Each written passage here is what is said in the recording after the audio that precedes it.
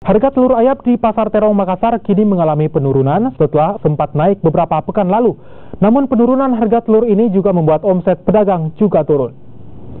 Harga telur di Pasar Terong yang sebelumnya dijual Rp38.000 perak, kini dijual Rp35.000 peraknya. Penurunan harga telur ini lantaran stok telur dari Kabupaten Sidrap kini mulai berdatangan sejak 1 pekan lalu. Meski harga telur turun, namun omset pedagang justru ikut turun.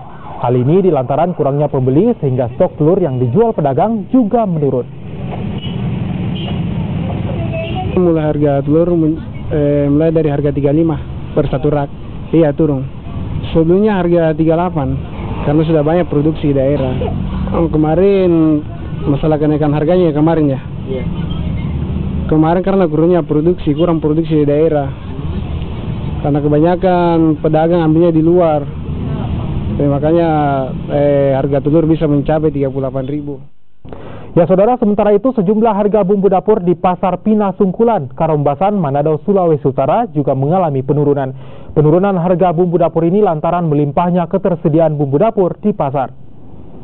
Bumbu dapur yang mengalami penurunan harga seperti bawang, cabai, dan tomat. Penurunan harga bumbu dapur ini bahkan mencapai selisih Rp10.000. Harga bawang misalnya yang tadinya dijual Rp35.000 kini dijual Rp24.000 per kilogram. Cabai yang dijual Rp40.000 kini dijual Rp35.000 per kilogram. Penurunan harga bumbu dapur ini lantaran banyaknya stok bumbu dapur yang dikirim dari sejumlah daerah seperti Gorontalo, Buol, dan juga Makassar. 35 tadi 1 kilo. Kalau dia kalamaring 40 sampai 45 kalamaring, turun 5.000 ya. Dari Buol, dari Gorontalo, lain dari Makassar.